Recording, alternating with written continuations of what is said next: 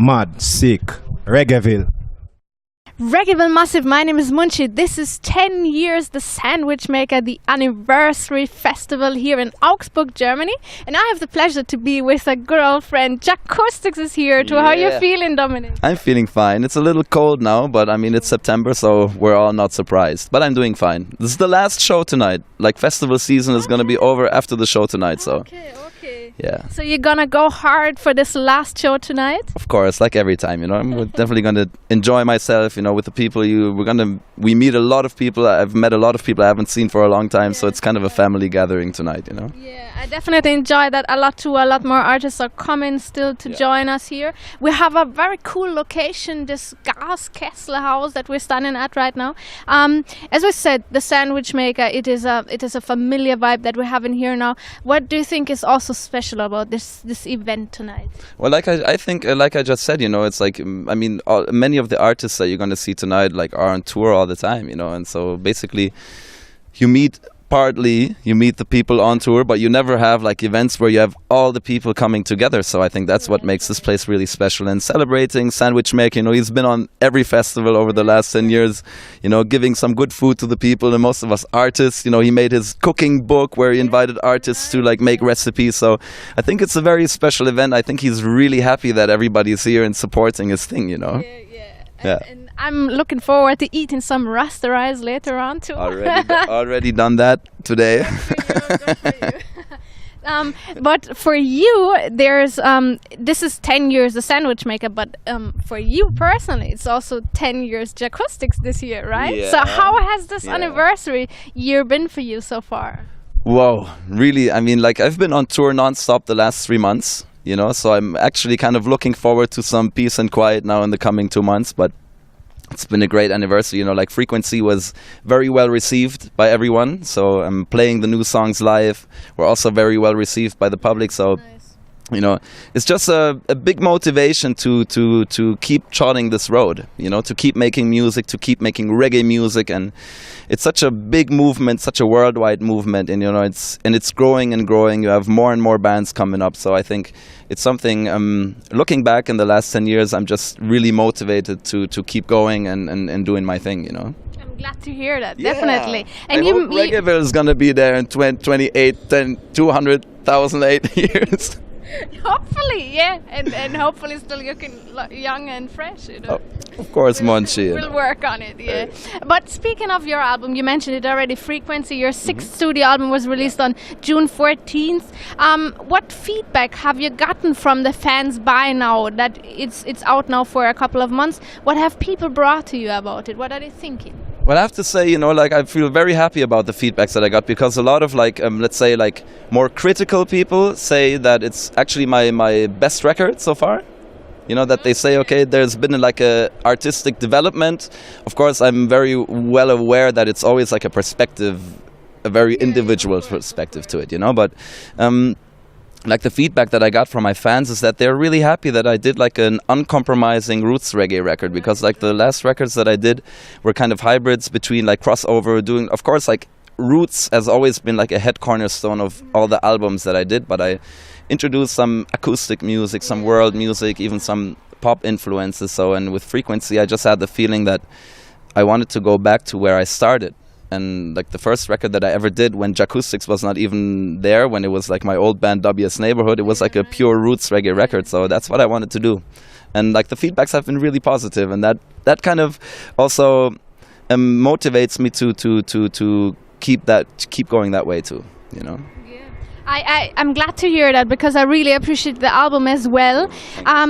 The production process was done in cooperation with Irie Vibration Records, and a lot of the ideas, I think, developed or manifested when you were together in Jamaica with them, right? So can you tell me, was the idea more like, okay, I want to make more roots reggae, so I go to Jamaica to get that feel more? Or did the whole idea of making a roots record come up while being over there? How was the synergy like of being in Jamaica, having this experience, and making this record? Well, it was basically kind of both. of what you said. You know, it was like kind of the idea of making a pure roots reggae record grew in me like a long time before that. You know, it actually started growing in me right after I released the album before that. So, but of course, being in Jamaica, just like it was like kind of like when I decided with the Irie Vibrations that we would go to Jamaica together in order to like get to know each other better and to start working on the album. It was just like a great thought, you know, to go to Jamaica, you know, to like in terms of reggae, where the land where milk and honey flows, kind of, you know, to be in that place where you really feel that pulse of that music, you know, and also just the foundation of this music. So it was kind of both, you know. And when we were there, eventually, you know, we just had such a great time. And you came visit, we met each other there. So it was very inspiring and of course like very nurturing for making a roots reggae record, you know, like the whole circumstances and vibes and the people I met. You know, I met Horace Andy and Kabaka Pyramid, and just like the whole vibes, you know, the street life, you know, just mingling with Jamaicans all day long, you know, it's just something which kind of gives you the right feel to make an album like that. Yeah, and speaking of Horace Andy, you mentioned him already. You did a combination with him for the album, and I think you went down to Tivoli to visit him. And how was that experience? That was really amazing. You know, first of all, just meeting Horace Andy, you know, I mean, I started listening to his music when I was like 12 years old. So just meeting him was like, yo, Horace, you know. And so it was really, I was completely nervous, you know, and I was totally happy that he actually invited me to come to his studio. So I went there, I went to Tivoli, you know, we came there, we went into the studio, he came by, you know, and we had like a great recording session, and we got along very well, you know, like it's, you know, sometimes the chemistry you can't really explain it. Either it works or it doesn't work, you know. So we had like a direct link, and then we wrote the song together, and afterwards he took me through Tivoli and he introduced me to some of his people.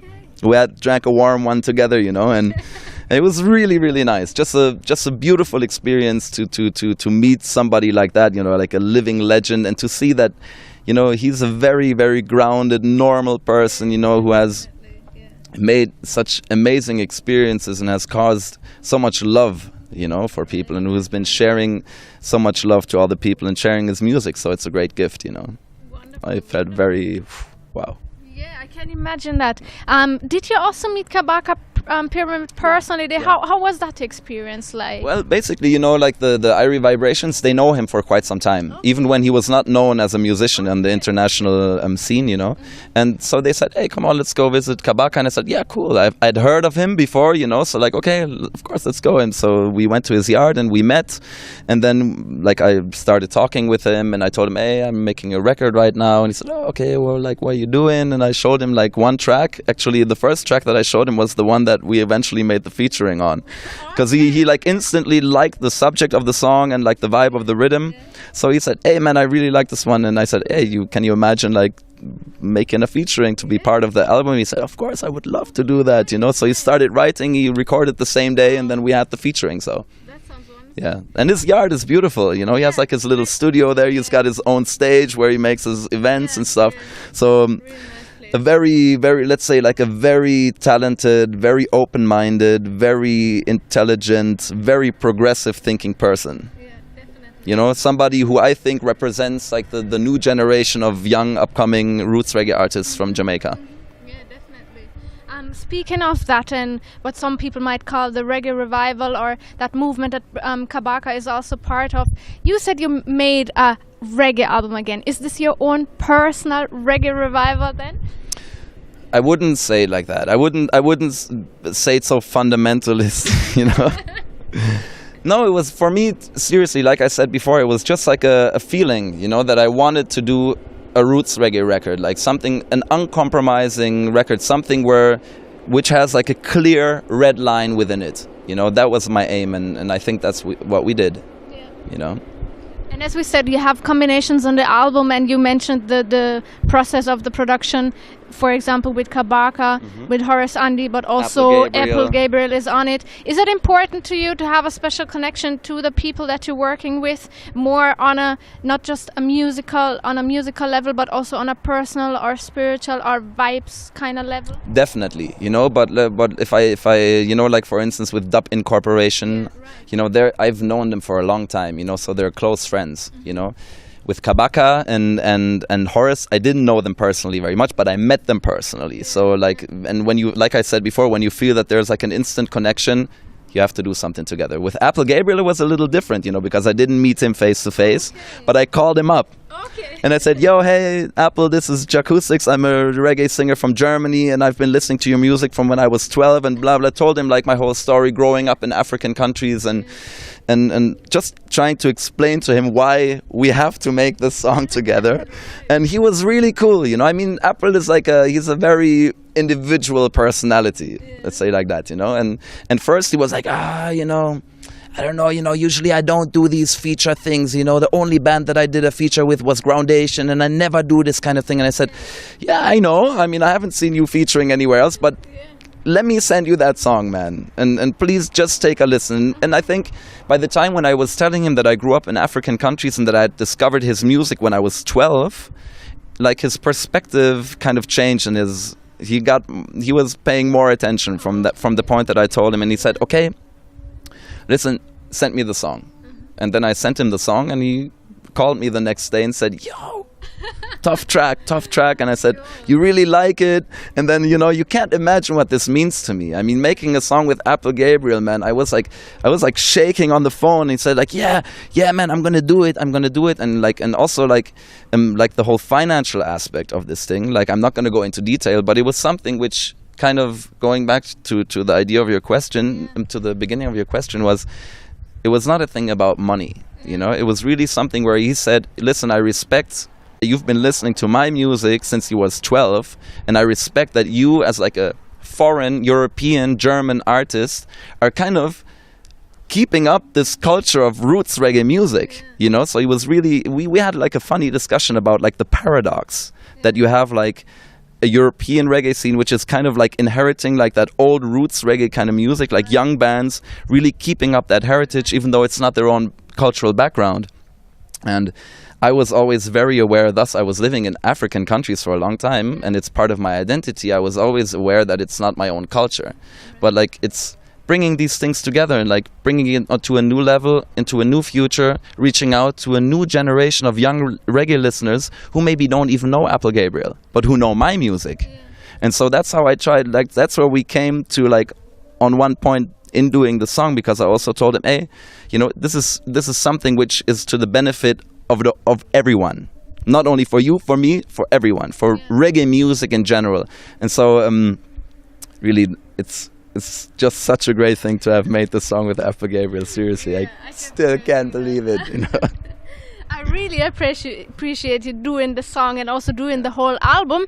And you've been touring with this album, you mentioned it already, but I think you might come on tour again. Is that right? In 2014, you're planning a big tour? How's that going to be like? Yeah, actually, I'm planning to be on tour the whole of 2014. All right. No, we're gonna make a club tour in Germany in January, February, around that time. That's what we're planning. And then we're planning like tours in France and Portugal, and then like of course then by that time it's going to be May already, so festival is going to be starting. So I've been, you know, like I said before, I was traveling a lot around Europe this summer, like playing different festivals, hitting many new places I've never been. So I was planting a lot of seeds, you know, so we'll see like little flowers will hopefully start growing, and then that's what my plan for next year, to really promote the record, to be on tour, to play as many festivals as possible. Also like going back to bigger festivals in Germany like Summer Jam or Chiemsee that I haven't done this year. I hope they're going to take me, you know, and we'll see, you know. I'm really looking forward, but right now, you know, like I'm looking forward to playing the show tonight, you know, and really spending a great 10th anniversary with Sandwichmaker, you know, and yeah, just enjoying the vibes with a lot of people that we know for a long time and that we haven't seen in a long time too. Yeah. I wish you all the best for so much, the Munchy. Tour coming up. I'm going to wish you a lot of fun tonight. I'm surely going to have a lot of fun tonight. Sure and one really important question that occurred during listening the album that I really want to add now. Yeah. What should I do when the screw is loose? Well, you should definitely not try to hammer it in. But what else? I know that. Just do what your heart tells you. Okay, all right. And if anything, I'll call you. Please. Then I'll if nothing helps, I'll come with a screwdriver. Oh, okay, good. Thanks. Thank you so much, Jahcoustix. Blessed love, Munchy. Thank you so much. Thank you very much. Respect. Mad, sick, Reggaeville.